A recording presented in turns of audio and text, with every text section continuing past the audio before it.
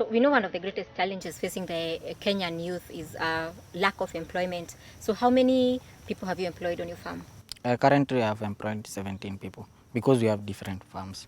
But those are the people who are every day they work in the farm. But when we have an extra job, we get some more cash flows. Maybe when we are doing weeding, like spraying, we get some more cash flows. Yeah, because we have people who are picking, people who are spraying, we have truck drivers.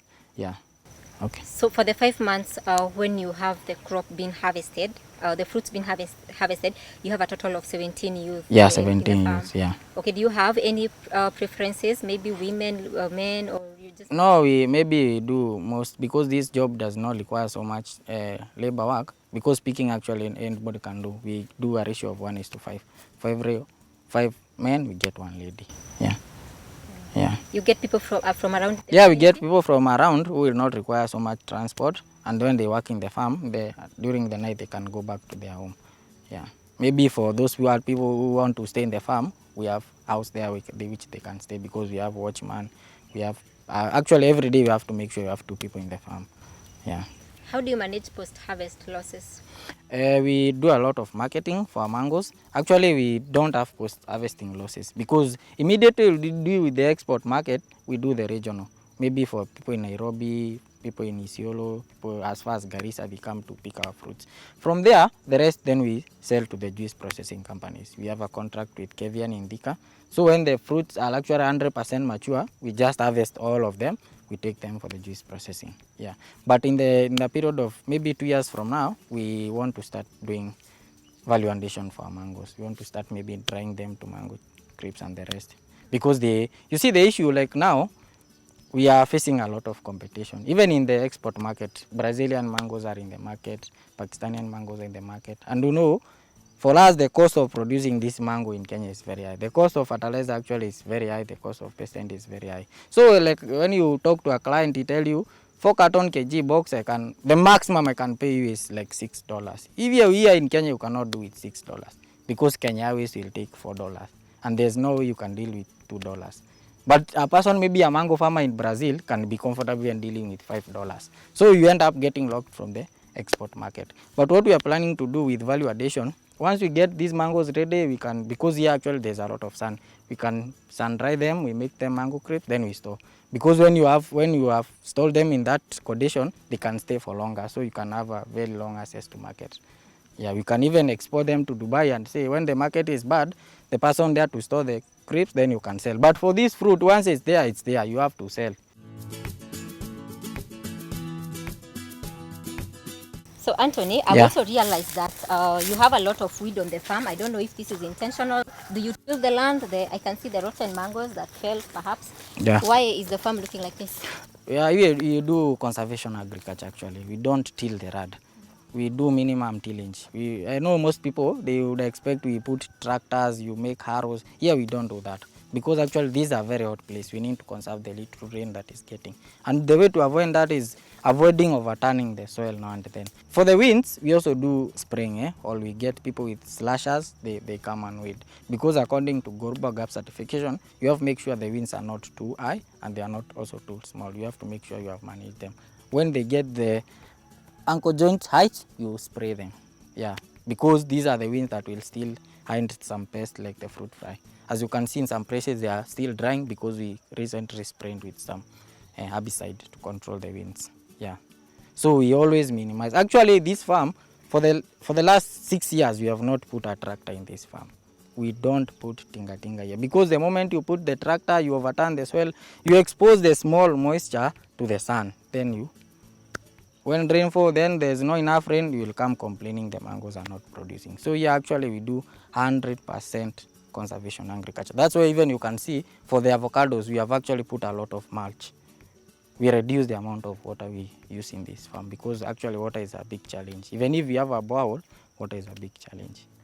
So thank you so much for that piece of information. Okay. I think a lot of people need to adopt that in a way, or just to really take care of the small resources that you have. And finally, I can see the tree which I was telling you about, very small sizes of fruits. Why is this? Why is it different from the rest? No, this is different because this is the kienyeji. This is the kienyeji mango, the indigenous mango that is very common in this region. Yeah, this we call it, in my local language, we call it kaura. This is actually what we use as the root stock, because this tree is very handy to diseases, soil-borne diseases, and also drought. If you go even in the interior places where there are rocks, you'll still find this mango variety growing. So immediately this tree gives us these fruits. After eating the fruit, we get the seed. We plant the seed. The seed we use is as a root stock, or what most people call it as the mother plant. Then you go grafting maybe with Kent, with Ngowe, with apple. Actually, most of the trees in this farm has originated from this tree. This is actually the mother plant.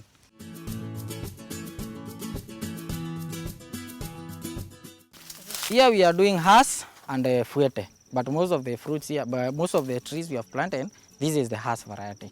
We are introducing small bit of has variety so that we can integrate and so much. You know, when you are a farmer like me, you farm 12 months of the year. And for apple, mango, we said we harvest 5 months. So for the rest of the season, we have to get another plant that will give us fruit when we don't have mangoes, so that when we don't have mangoes, we'll be selling the other fruits. So currently we are doing avocados and oranges on the other side. Is it also grafted? Yeah, this is grafted. You plant the indigenous, then it germinates, then you graft. Yeah, like a tree. Yeah, you can come this side. I can show you one which we have just recently grafted. Okay. Yeah. And what's your target market for the avocados? Dubai, Qatar, also in Europe, we have clients there who want avocados. Yeah, so we have a lot of demand for these avocados. How much longer do you have before you can take your produce to the market? A period of 3 years for avocados, because these are not, these are crop that has not been planted here. So it's like we are on trial stages. Yeah, so we are hoping maybe after a period of 3 years, but this tree is actually 1 year old. So from maybe after 2 years from now, we'll start getting small fruits. But because of our good management, some of these trees actually have started giving us fruits. Yeah. What are the differences between the indigenous type of crops, plants that you have here, and the grafted ones? The indigenous ones, the issue is market. Like for avocados, the kienyeji one, you cannot export.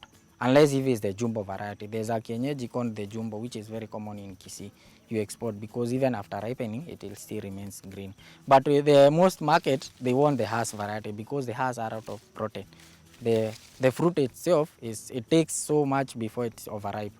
Yeah, so it has a long shelf life actually. So that most of the client want the Hass variety. Yeah. What about the other characteristics? I can see some of these mango trees are very short. Yeah, because these are not for the trees. You have to do a lot of pruning. You don't allow them to be so big, because when they become so big like the mother plant, the pickers it's not possible to pick. So this is how we do the grafting for the avocados. This is the kienyeji. This is the mother plant. Then you come with the scion, you graft, then you tie. Maybe after a period of 21 days, the shoot will grow. So this one will just be for feeding this scion. This iron, its job will just be to produce the fruit. Do you have a standard spacing that you're required to do between the trees? Yeah, you do 4 meters by 7 meters. Yeah. That is for all the trees? That is for all the trees, yeah, all the trees, including avocados and the mangoes. Why is that important? To avoid, when the trees are so much overcrowded, they do not produce good fruits. Okay. Yeah, then when they are overcrowded, you'll have an issue with controlling mosquito bites. So is there any specific reason why you have oranges on one side, but the mangoes and the avocados, you've actually planted them on the same side? Yeah, there's a reason. The major reason being that, you see, the orange does not require so much water. Take us through the entire production process for the oranges, and we'll start with the variety that you've planted. Okay. For us, the major variety that we are doing here is the Pixie variety, the South African Pixie variety. For which market? For the regional market. We don't export oranges actually. For oranges, we do the regional market, and also for those people who want to do the juice processing. Yeah, we do Pixie, but for us, oranges, currently we're only doing 40 oranges because Pixie is very nice. You consume it, you don't have to blend it. The process that we take, for the oranges, you start with planting the lemon, the seedling from the lemon, because the lemon is very handy and is disease resistant. So you plant the lemon.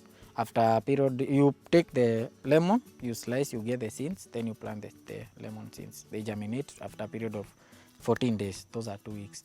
Then from there, you wait, you irrigate, you put manure, you wait for a period of maybe another 3 months until that seedling will have reached the pencil thickness. Then you do the budding or the grafting.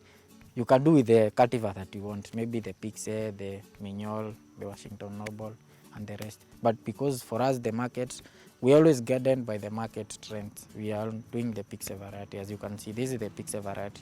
It's a crossbreed. This is a crossbreed between Sandara. These are the tangerines and the orange. Yeah, it's there between an orange and a tangerine. Yeah. How long does it take from planting to the time you have your first fruit? 2 years. Actually, it's 2 years. Yeah, but with good management, after 1.5 years, you can get the fruit. You make sure you put, like for us, you can see we have put a lot of goat manure in our trees. We make sure the fruit has the tree has a lot of manure. Then we have pruned it. Then when it's the seedling, we make sure we give it very nice amount of water until it's now ready to give us the fruits.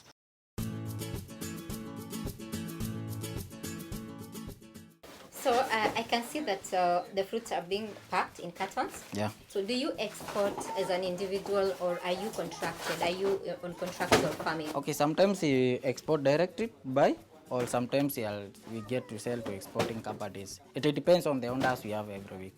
But most of our fruits, either if we are not exporting ourselves, we deliver them to East African growers. They are inside the JKI airport. They repack the fruits. As you can see, we are putting them in these big cartons. So once they're in airport, we'll repack them again, because we have to make sure we do second quality checkup. We repack them again in 4 kg boxes. Then they board the plane to the area of destination. Yeah. So you say that you also get to buy these mangoes from other farmers? Yeah, like actually where we are, this is for a small scale farmer. We have contracted a small scale farmer, a farmer with maybe like 10 trees or 5 trees. We come, we bring our pickers, they harvest the mangoes, they store, then we come and collect them, we deliver them to airports. Immediately the fruits will, immediately we are done with packaging the fruits will go to airport, to East African growers. There's a guy there called Ben. Ben will receive the fruits, he'll do second quality checkup. He has some women there in the pack house who will do repackaging, they'll put them in 4 kg cartons, then they'll ship them to their clients. Because for this consignment, we are not doing it directly by ourselves. Yeah, because for us, maybe we do orders from Friday, Saturday, and Sundays. That brings us to the end of our episode today. Thank you so much for staying with us. And if you have a story that you want to share with us, send us a brief of your farming venture and your location, and we're going to find you right where you are. But until next time, it's bye-bye from us.